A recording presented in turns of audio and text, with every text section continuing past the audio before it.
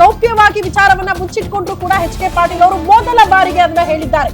ಇದೇ ಮೊದಲ ಬಾರಿಗೆ ಎಚ್ ಕೆ ಪಾಟೀಲ್ ಅವರು ಬಹಿರಂಗವಾಗಿ ಹೇಳಿದ್ರು ಮುಂದಿನ ಸಿಎಂ ಡಿ ಕೆ ಶಿವಕುಮಾರ್ ಅಂತ. ಬಹಿರಂಗವಾಗಿ ಹೇಳಿಕೆ ಕೊಟ್ಟಿದ್ದಾರೆ ಒಬ್ಬ ಹಿರಿಯ ಸಚಿವ. ಎಚ್ ಕೆ ಪಾಟೀಲ್ ಅವರ ರಿಯಾಕ್ಷನ್ ಈಗ ತಾನೇ ಗಮನಿಸ್ತಾ ಇದ್ರಿ.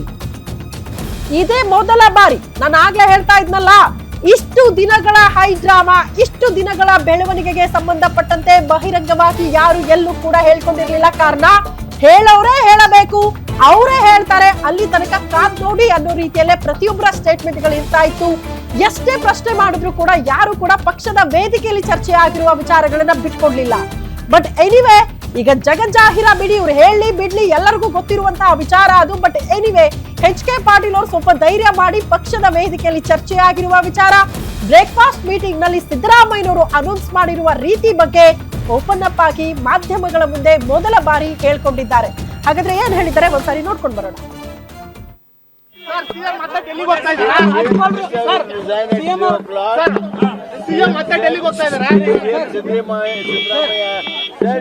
We'll make new CM. We'll make new CM. CM ಮತ್ತೆ ಡೆಲ್ಲಿಗೆ ಹೋಗ್ತಾ ಇದ್ದಾರೆ.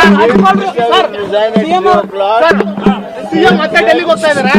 Siddaramaiah said we'll make new CM. We'll make new CM. CM ಮತ್ತೆ ಡೆಲ್ಲಿಗೆ ಹೋಗ್ತಾ ಇದ್ದಾರೆ.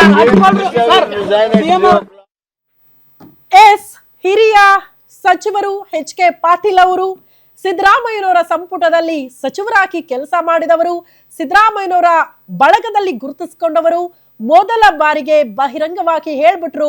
ಬ್ರೇಕ್ಫಾಸ್ಟ್ ಮೀಟಿಂಗ್ ನಲ್ಲಿ ಸಿದ್ದರಾಮಯ್ಯನವರು ಅನೌನ್ಸ್ ಮಾಡಿ ಆಗಿದೆ, ನಾನು ಸಿಎಂ ಸ್ಥಾನಕ್ಕೆ ರಾಜೀನಾಮೆ ಕೊಡ್ತಿದ್ದೀನಿ ಅಂತ. ಅಂಡ್ ಮುಂದಿನ ಸಿಎಂ ಡಿ ಕೆ ಶಿವಕುಮಾರ್ ಅನ್ನುವಂತಹ ವಿಚಾರವನ್ನ ಕೂಡ ಅಧಿಕೃತವಾಗಿ ಕಾಂಗ್ರೆಸ್ನ ಒಬ್ಬ ಹಿರಿಯ ನಾಯಕ, ಹಿರಿಯ ಸಚಿವರು ಈ ರೀತಿ ಹೇಳ್ತಿದ್ದಾರೆ ಅಂದ್ರೆ ಎಲ್ಲವೂ ಕೂಡ ಮುಗಿದು ಹೋಗಿದೆ ಅಂತ, ಒಪ್ಪಂದಗಳು ಆಗ ಹೋಗಿದೆ ಅಂತ, ಒಪ್ಪಂದದಂತೆ ಎಲ್ಲವೂ ಕೂಡ ನಡೀತಾ ಇದೆ ಪಕ್ಷದ ವೇದಿಕೆಯಲ್ಲಿ ಅನ್ನೋದನ್ನ ಬಹಳ ಸ್ಪಷ್ಟವಾಗಿ ಮೊದಲ ಬಾರಿ ಒಬ್ಬ ಹಿರಿಯ ಸಚಿವರು ಅದನ್ನ ಒಪ್ಕೊಳ್ತಿದ್ದಾರೆ ಮಾಧ್ಯಮಗಳ ಮುಂದೆ. ಅದನ್ನೇ ಎಚ್ ಕೆ ಪಾಟೀಲ್ ಅವರು ಹೇಳ್ತಾ ಇರೋದು.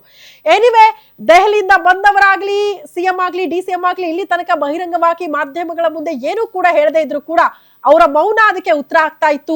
ಒಪ್ಪಂದ ಆಗಿರೋದು ನಿಜ ಅಂತ ಸಾರಿ ಸಾರಿ ಹೇಳ್ತಾ ಇತ್ತು. ಮಾಧ್ಯಮಗಳಿಗೂ ಕೂಡ ಅದು ಗೊತ್ತಿತ್ತು. ಎನಿವೆ, ಗ್ಯಾರಂಟಿ ನ್ಯೂಸ್ ಆ ಕುರಿತು ಮೊದಲ ನಿಖರ ಸುದ್ದಿಯನ್ನ ಕೂಡ ಬಿತ್ತರಿಸಿತ್ತು. ಇಲ್ಲ, ಸಿದ್ದರಾಮಯ್ಯನವರು ರಿಸೈನ್ ಮಾಡೋದು ಕನ್ಫರ್ಮ್, ಡಿ ಕೆ ಶಿವಕುಮಾರ್ ಅವರು ಮುಂದಿನ ಮುಖ್ಯಮಂತ್ರಿ, ಇದಾಗ ಹೋಗಿದೆ ಪಕ್ಷದ ವೇದಿಕೆಯಲ್ಲಿ ಒಪ್ಪಂದ ಅಂತ. ಅದರಂತೆ ಎಲ್ಲಾ ಬೆಳವಣಿಗೆಗಳಾಗ್ತಾ ಇತ್ತು. ಬಟ್ ಬಹಳ ಖುಷಿ ಆಗಿದ್ದ ವಿಚಾರ ಅಂದ್ರೆ, ಇಷ್ಟು ದಿನಗಳ ಕಾಲ ಹೈ ಡ್ರಾಮಾ, ಇಷ್ಟು ದಿನಗಳ ಕಾಲ ಸಭೆಗಳು ಎಲ್ಲ ಹೇಳಿದ್ರು ಕೂಡ ಎಲ್ಲವನ್ನ ಕೂಡ ಗೌಪ್ಯವಾಗಿ ಪಕ್ಷದ ವೇದಿಕೆಯಲ್ಲಿ ಚರ್ಚೆ ಆಗಿರುವ ವಿಚಾರಗಳನ್ನ ಬಹಿರಂಗವಾಗಿ ನಾವು ಹೇಳೋದು ಬೇಡ,